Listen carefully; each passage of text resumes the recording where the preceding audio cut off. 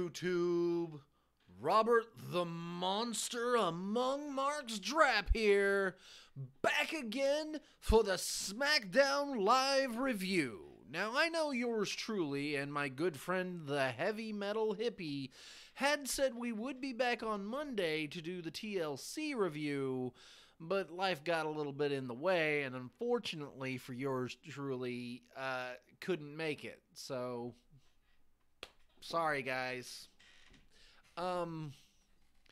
And the same then happened again on Monday, so there will not be a review in as much as talking directly about Raw or TLC, although I will pause to say that I did catch it, and it was really good. I thoroughly enjoyed TLC. I didn't catch much of Raw, but I did. What I did looked promising in the sense that they have the opportunity to go on ahead and move forward with this new shakeup that they're talking about, which is actually where we're going to start with, because we get the first images we get is Shane trying to address all of the talent in in SmackDown in the backstage, saying that due to the shakeup with Vince and Triple H and Stephanie coming out and saying they're going to start listening to the fans are going to dictate what is going to happen. There's going to be new matchups, new feuds. In fact, later on in the evening, we not only get a Lars Sullivan vignette, we get Lacey Evans, EC3, Heavy Machinery, and Nikki Cross vignette, little video package saying that these are all coming to Monday Night Raw, coming to the main roster. So, just a brief commentary on that. Lars Sullivan's been there long enough that he's established himself and didn't need the NXT title to really build him up any. I don't like Lacey Evans' character. I think her character is shallow, one-dimensional. As I've said before, it's not something I want to see. And I think it's in a bygone era where we can get rid of it. And yeah, no, we don't need that. And I don't know where she'd be, but I hope it's nowhere near the comparatively stellar SmackDown. Don't need her on. Don't put her on Raw if you want to. That's fine. Hang on. Feel a sneeze coming on. Must be the Heavy Metal Hippie trying to tell me I need to move on with the story. Anyway, he's addressing the talent in the back, saying that now's a new era that you not only need to grab the brass ring, but you need to grab it, yank it down. You need to really step up and show that you want to be here. And that as part of the new dynamic for the management, Paige will no longer be general manager. Now, there are some allusions to and various dirt sheets probably picked up the rumor and said that this means that Paige has been cleared and will wrestle. It is actually official from her very own Twitter. She wishes this was true, but it is 100% not. It is just not going to happen. There's some speculation to be had on that, but hey, we do that on Friday, so go on ahead and tune into the show on that day. But we then get to SmackDown proper with Becky Lynch coming out. We get a recap of her loss at Tables, Ladders, and Chairs, where Ronda Rousey came out during the match, pushed over the ladder with Charlotte and Becky both fingertips away from the title, which opened the door for the Empress of Tomorrow to scurry up the ladder and secure her first WWE Women's Championship reign. Becky Lynch then calls out Rousey, just running her down basically. I want you. I've already beat you once. I want to hurt you because you stole my championship from me. You might not carry it, but you stole it. You stole my opportunity to retain. And Charlotte comes out and says, you're going to have to get in line. You're going to have to take a number. In fact, I've got a number for you. You can take number 2. You're used to it. You have to get behind the queen. I want a piece of Rousey for stealing my championship, my opportunity to become a 7-time women's champion. Asuka then comes out, says, forget Rousey, you need to focus on me because I'm the champion. The trio start bickering. It's at this point the chairman of WWE, Mr. Vincent Kennedy McMahon's music hits. He comes out, he's like, listen, this is Becky, this is conduct unbecoming of of somebody who was a champion. You all three really need to act better. In fact, Asuka, how do you feel about defending your championship tonight? The crowd gives an emphatic yes chant. He's like, all right, well, your opportunity and the person who wants to face you is right here. And Naomi comes out. She's like, listen, Charlotte, you've had your chances. Becky, you're already gonna get a rematch. You don't need it now. I want my chance. I've been here. I've been overlooked. I deserve it. And Vince is like, all right, let's get a ref out here. And so we get a really good women's match to start with. I really like how they didn't really, as far as I could tell, play into the fact that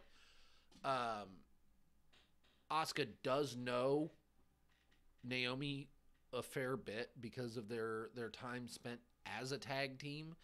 And this was just a straightforward match from bell to bell. And really, I love how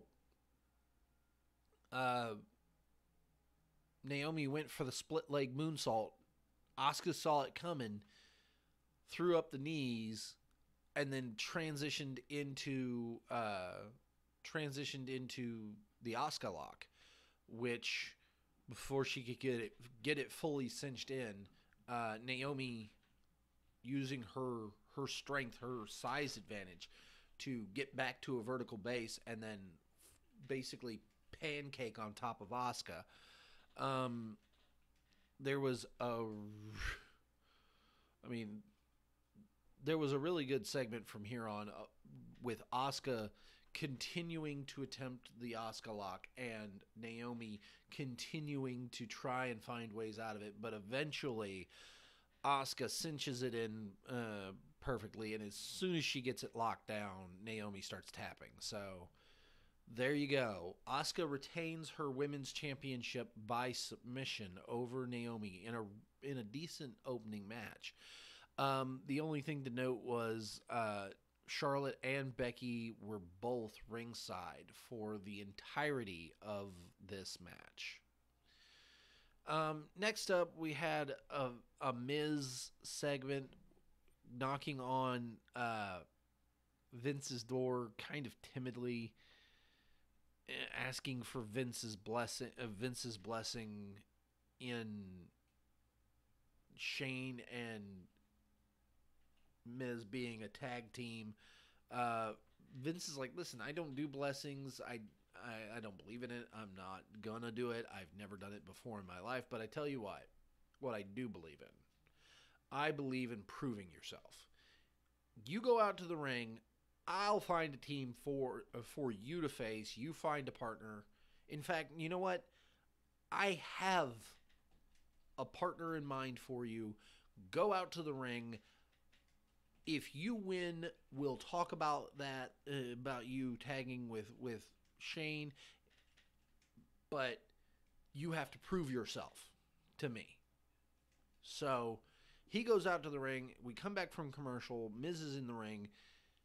His tag team partner is Mandy Rose, and they are to face the winners of this year's Mixed Match Challenge, the Fabulous Truth. Again, this was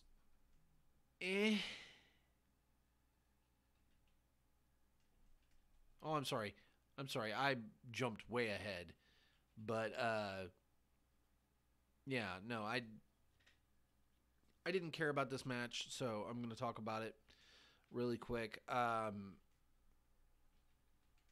Miz, in the confusion caused after Carmella and R-Truth send Miz and Mandy Rose out the ring, they do their 7-second dance break. Mandy Rose manages to lure Carmella over the top rope, and Miz hits the skull-crushing finale for the 1, 2, 3. I don't know what this means. I don't know where it's going. Don't really care. Moving on. We're gonna leap back to just after the Miz and McMahon cringeworthy segment. Rusev is interviewed. He's basically saying, listen, there's nobody better to face Nakamura than me. Look at my biceps, look at my body. I am a physical masterpiece. You could shave my beard, knit it into a sweater, and sell it off for, thousands. And speaking as somebody who likes to rock the glorious man mane, I don't believe him. I don't believe he would shave. And they even bring out a picture. He's like, look at me. I am amazing. And look at Nakamura. Nakamura's skinny. He's gangly. He don't look good. That's why I should be champion. And we've also been told that Samoa Joe will come out and issue an apology to Jeff Hardy for his attitude over the last couple days. Pardon me. But over the last couple weeks, rather. And so we get Jeff Hardy coming down in the ring. And Jeff Hardy's like, listen, I know what my past is. I know I'm very, very lucky to be alive. I know I'm very, very lucky to be here. I look in the mirror every morning and I confront the fact that I've been given this gift. So the fact that you want to bring up my demons, my past, Joe, you can't rattle me like that. In fact, I don't want to sit in the back and listen to this apology through a TV. I want to be in this ring right here, face to face, and I want to hear you apologize. Samoa Joe then comes out and he says, listen, I'm sorry. I'm sorry that I deceived you, but this is not an apology. This is an intervention. Listen, we know it's the holiday season and men in your fragile condition.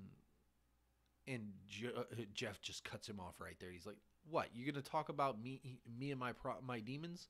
I'm okay with my demons. And me and my demons see right through you. You are using this and you use people's weaknesses as a mask for your own insecurities.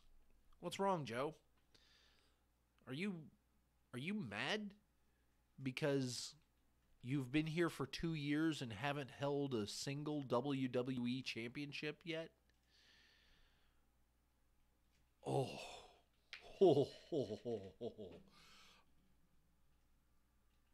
I like that.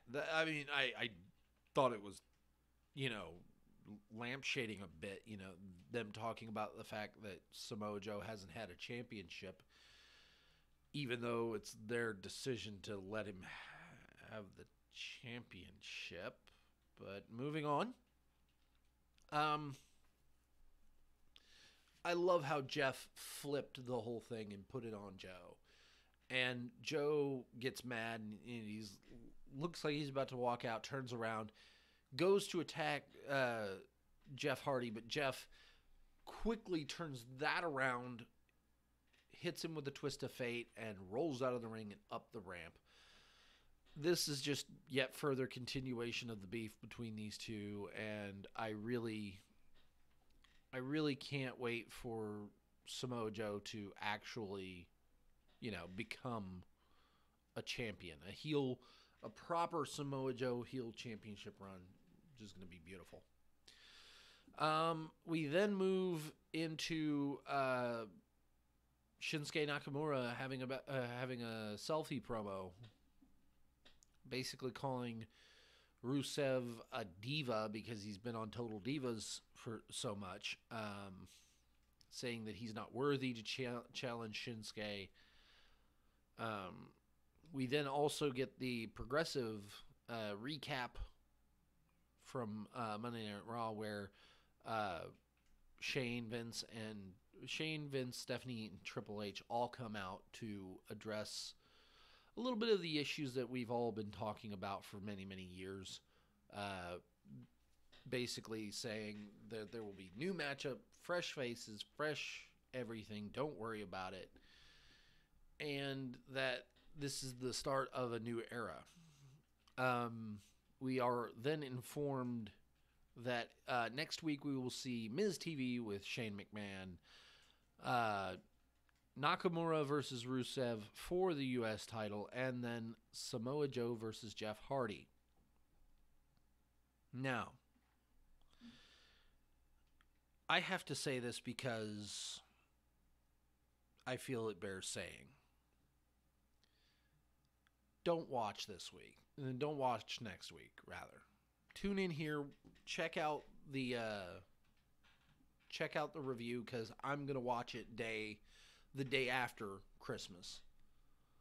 But these guys have to work on Christmas Day. I mean, Christmas Eve is bad enough. Having to work on Christmas Eve is bad enough. I work retail.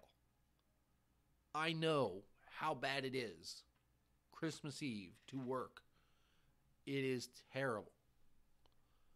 These guys have to work Christmas Eve. If it was the last show that they were going to do for the year, and it happened to line up that, say, Monday Night Raw was on the day before Christmas, and then Christmas Eve we had SmackDown, I'd be fine with that, and it has happened in the past. But Christmas Day, I think we need to send an emphatic message to WWE, and that message is, don't make your wrestlers work a major holiday like this, because they don't get many days a year off. So having them come in on Christmas Day instead of being with their families, to hell with that. I love wrestling, but I'm not going to watch SmackDown Live. I'm not going to give the TV, the advertisers and the people putting this show together, the revenue, the time, at time of broadcast, to say it's okay to do this on Christmas Day. No. Not happening. Moving on. We get New Day talking about how they're going to be hosting a 2018 retrospective next week. I forget what they call it. Pancake Power something 2018. Basically, they're going to be talking about, they're going to be going over some of the highlights next week. This is part of WWE Holiday Week. Sorry again. Pardon me. This is part of Holiday Week, where we're going to get New Day on I think it's Tuesday, then Wednesday we get something from Miz and Maurice. Uh, I think it's a Miz and Maurice marathon, and then we get San Andreas, hosted by Miz and Maurice, and then the tribute to the troops. That was another thing that's going to happen.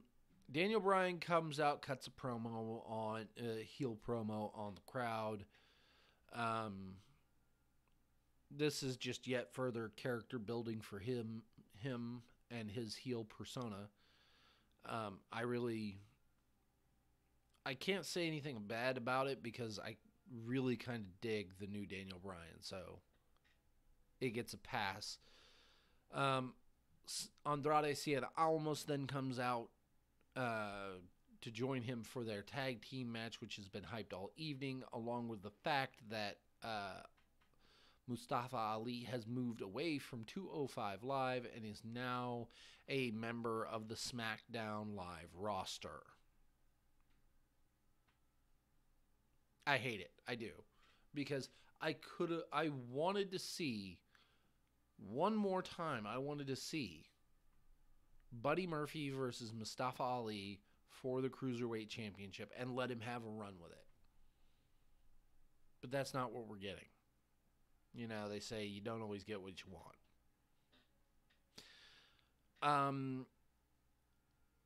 Mustafa Ali comes out with AJ Styles. This match was really good. Oh, wait, crap. I forgot to talk about...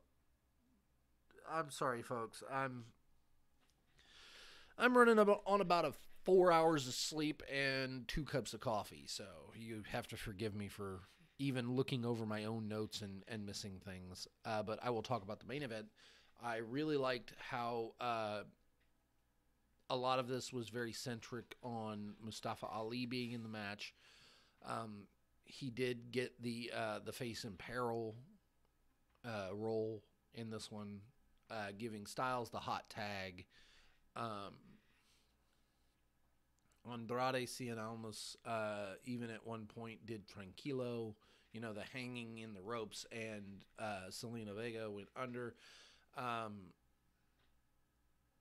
It was at this point that I think it was like Styles comes in and like drop kicks almost out the ring, turns around to Ali and's like got his hands in the bucket grasp, and launches Mustafa Ali up over the top rope to take out Bryan and Almas. That was a really good spot. There was another kind of bad one. I think that what was supposed to happen was the Mustafa Ali was supposed to you know, do that high step onto the stainless steel, get the kind of half flip to do the head scissors takedown on Almas, but he slipped. He still collided with Andrade, and Andrade caught him, but that was pretty scary for me. Styles and Bryan go back and forth for a while before Ali gets the hot tag, ends up with Bryan in the corner, almost attempts to come in to do a belly to back suplex from the top rope, only to get elbowed off, and after landing on his feet, eating a phenomenal forearm, Daniel Bryan catches the 054. Ali gets the pinfall victory for his team. And we close out on the image of AJ Styles raising Mustafa Ali's arm. Now, personally, I really like this. He's a new guy. If you want to build him up in a good way, this was a damn good start. I mean, having a good match with these three guys is just, you know, putting a stamp on your resume. The match I didn't talk about actually happened post the mixed match that happened with Miz and Mandy Rose. The Usos come out for a promo to talk about the new era. when they are interrupted by Gallows and Anderson, the club. Basically, they were saying that they hadn't been seen on TV since August. They've been neglected. They've only seen the Bar, the New Day, the Usos. The Usos, the New Day, the Bar. All three of those teams get all of the time in the world.